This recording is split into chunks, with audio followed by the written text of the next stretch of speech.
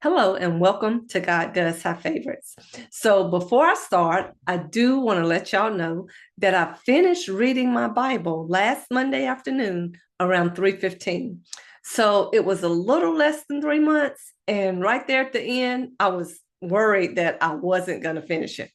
And guess what? I started over and I decided to read the CEV translation this time. So enough about that. Let's talk about last week.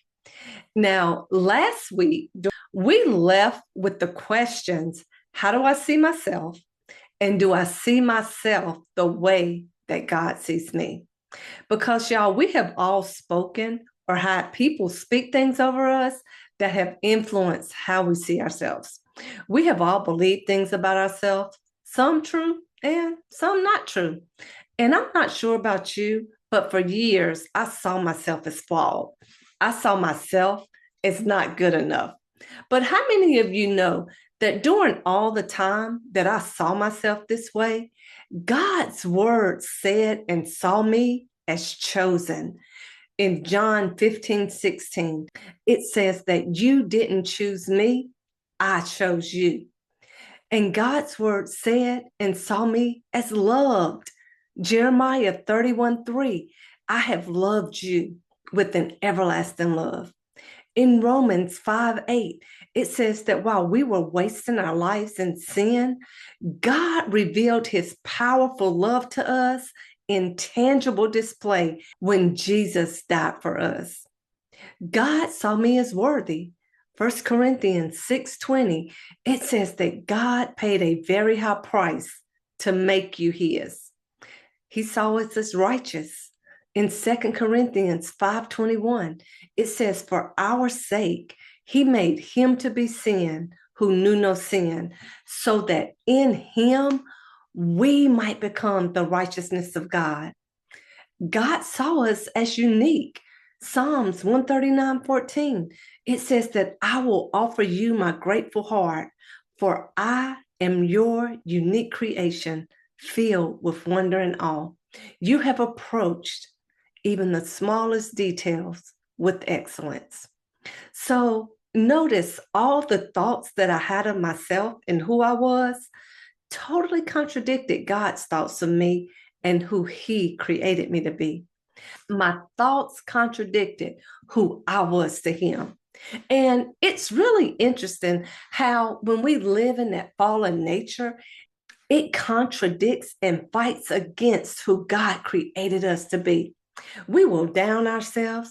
We will speak to ourselves in ways that we would never speak to others.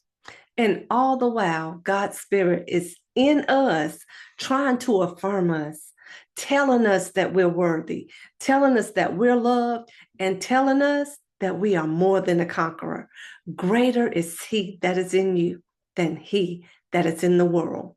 But we suppress his voice, but we must begin to allow our spirit to bear witness with God's spirit. We must begin to doubt those outer voices that speak to us and believe his voice that speaks within us. We must begin to think on and speak what God says, because our thoughts shape our words and our words shape our world or our realities. So this week, I want you to begin to listen for God's inner voice.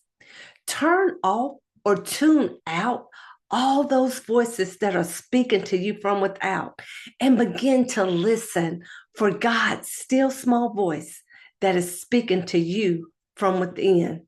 And remember, it's your choice who and what you believe. So I want you to listen for God's inner voice in those moments of doubt, in those moments where you don't think you are enough, or in those moments when you think that you're not going to make it. And remember, there will always be the voice of the world, and there will always be the voice of the enemy lying to you and making you doubt. But there will also always be that inner voice affirming you and telling you that you can make it, that you are enough. So this week, choose to listen to the right voice. Now, go be great today because the greater one lives in you. Be blessed.